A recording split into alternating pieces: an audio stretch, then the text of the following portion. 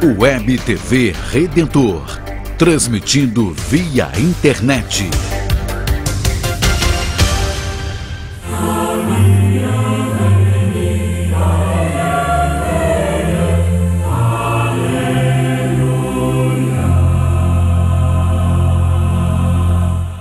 Que a paz do Senhor seja com todos vocês, caríssimos irmãos e irmãs, dentro desse tempo belíssimo, importantíssimo da Quaresma, como tempo de conversão, que ora nós vivemos enquanto caminhamos para a Páscoa do Senhor, vivenciando também a campanha da fraternidade sobre a saúde pública, como já conversamos sobre esse assunto, e é importante que nós vejamos esse trabalho que se faz na igreja como uma oportunidade de nós refletirmos também sobre as consequências de uma verdadeira conversão, que é também uma vida que vai se transformando e ajudando a transformar também esse mundo.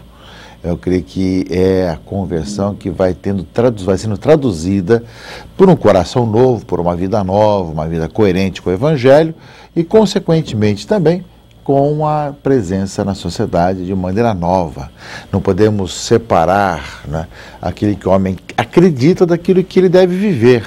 Embora isso aconteça muitas vezes, no entanto, nós somos chamados cada vez mais com a celebração penitencial, com a confissão, com o reconhecimento dos nossos pecados, de nossas culpas, de tentar unir, né, aquilo que nós acreditamos e como aqui as coisas acontecem no nosso interior, e sabemos que uma verdadeira conversão leva as pessoas a também uma transformação da própria vida e dos relacionamentos, da sua própria existência, transformando cada vez mais naquilo que faz também com justiça. É nesse sentido que no tempo da Quaresma, meus irmãos e irmãs, tempo de conversão, tempo da campanha da fraternidade, da intensificação da campanha da fraternidade, nós também devemos ter o tempo da nossa celebração penitencial, da confissão. Temos um bom momento de podermos olhar no silêncio do nosso coração, da nossa vida, confrontando com a palavra de Deus, com os acontecimentos, com a experiência que nós temos do Senhor, de vermos como que é importante, como é necessário também celebrarmos a penitência. Além da oração, do jejum, da penitência, enfim, da abstinência, nós somos chamados também a celebrarmos a confissão. As paróquias, em geral, dão essa oportunidade, trazendo os padres da região, da vizinhança, para poderem celebrar e dar mais oportunidades a todo o povo, para que o povo se renove durante o tempo da Quaresma. E é justamente essa a finalidade de nós podermos aproveitar bem a Quaresma, para que, caminhando para a Páscoa, olhando a nossa própria vida, também todo o povo de Deus se renove. Além do sacrifício quaresmal, da penitência quaresmal, nós oferecemos na oferta, na campanha da solidariedade, campanha da fraternidade, que vai desembocar na solidariedade no domingo, né, de Ramos. Nós queremos também renovar nossa própria vida e procurar ver essa coerência através da consciência de que nós somos pecadores, chamados à conversão, para chegarmos purificados e transformados à Páscoa. Portanto, os 40 dias de deserto quaresmal, essa oportunidade também de renovação de toda a igreja, renovação da nossa própria vida, que deveríamos aproveitar a cada momento. Por isso que a igreja tira vários sinais, né, como o glória, o aleluia, os cânticos festivos, se coloca de roxo, tira as flores, para a gente se concentrar naquilo que é essencial. E, ao mesmo tempo, nos recomenda que nós façamos sacrifício e penitência para buscarmos, no tempo de oração, de silêncio, de jejum, esse encontro com o Senhor, esse olhar nossa própria vida e renovar nossa própria vida. São 40 dias que nós temos essa oportunidade. O mundo continua como está, com as suas questões, suas coisas, aqui e acolá, não se importa muito com o que acontece. Mas para os católicos, para os cristãos, é tempo de nós aprofundarmos aquilo que deveríamos viver sempre, que é a vida de conversão, mas que na Quaresma deve ser ainda mais intensificado. Por isso, essa oportunidade, se você ainda não se confessou, de procurar saber na sua paróquia, na sua comunidade paroquial, né, o dia, ou então na vizinhança, que tem a celebração, com várias possibilidades de sacerdotes que vêm para atender, ou mesmo nos horários que costumeiramente a paróquia já proporciona para as pessoas serem acolhidas e também terem a possibilidade de se confessar. Então, durante esse tempo, é um tempo privilegiado para que nós também retomemos e retornemos a nossa vida no Senhor. Também com uma vida onde que apareça a consequência da conversão através de uma celebração penitencial.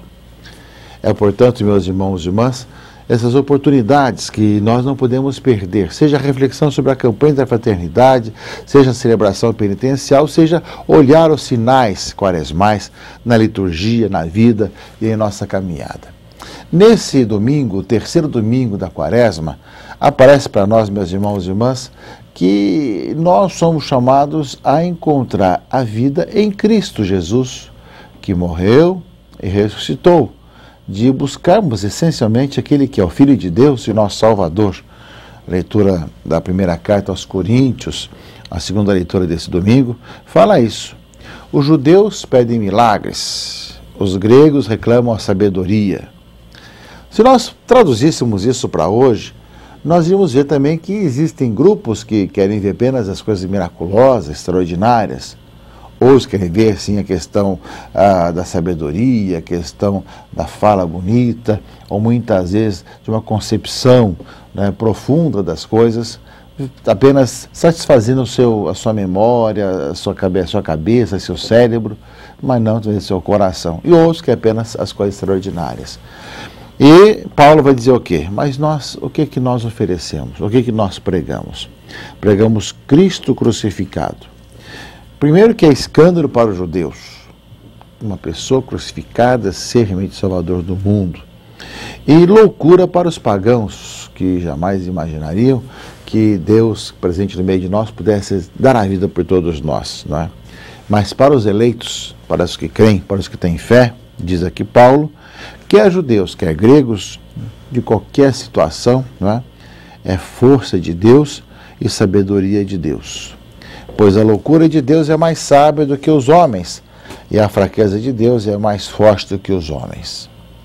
Nessa carta aos Coríntios, São Paulo coloca para nós que aquele que nós pregamos, aquele que deu a vida por todos nós na cruz, que morreu crucificado e que ressuscitou no terceiro dia. É Jesus Cristo que nós anunciamos e proclamamos. Aliás, a liturgia de hoje, entre os vários focos que nós podemos ter, né, é claro que a palavra de Deus sempre fala diferentemente para cada um e diz a cada um também tantas coisas importantes. Mas é interessante ver como ela quer hoje enfocar essencialmente, né, que Cristo é o Senhor da nossa vida e nele nós somos chamados a encontrar a vida, a anunciar aos irmãos e irmãs que Cristo é aquele que deu a vida por nós e é nosso Salvador. A leitura do livro do Êxodo, por exemplo, né, que fala um pouco dos 10 mandamentos, capítulo 20, ele vai dizer, eu sou o Senhor teu Deus, né? Não terás outros deuses diante da minha face. Não terás outros deuses. Na época, havia muitos deuses que as pessoas faziam, né, e colocavam como se fosse uma estátua, ou então um imperador, etc. A leitura fala que nós somos chamados a buscar o único Deus. E essa é uma característica da nossa vida cristã. Temos um único Deus, né, que é o Pai de nosso Senhor Jesus Cristo, que é a nossa vida, que é a Trindade Santíssima, Pai, Filho e Espírito Santo, que somos chamados por Cristo a chegarmos ao Pai, conduzidos pelo Espírito Santo. Então a leitura lembra bem isso, né? E além disso, fala de não pronunciar o nome do Senhor teu Deus, né, em prova de falsidade, né? Então, não pronunciar em vão, como nós traduzimos no Catecismo da Igreja, não é? Então, lembra para nós, meus irmãos, que Cristo é aquele Senhor, como lembra aqui, nós pregamos a Cristo que morreu por todos nós, e somos chamados a tomar cuidado de não ter outros deuses diante de nós. E é nesse sentido, meus irmãos e irmãs, que o Evangelho vem traduzir para nós um pouco esses aspectos, buscar unicamente o Senhor e não temos outros deuses diante de nós. O Evangelho desse domingo, que você vai escutar na missa, na sua comunidade, você esteja atento, porque é também um modo de você enxergar o que o Senhor também quer purificar em nosso coração.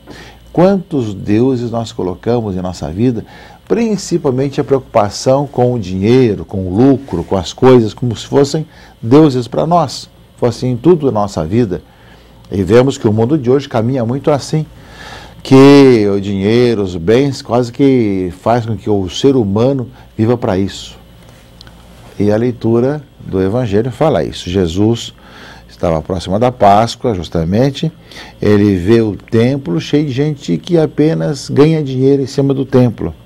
A mesa de trocadores de moedas, né, os negociantes de bois, ovelhas e pombas, etc.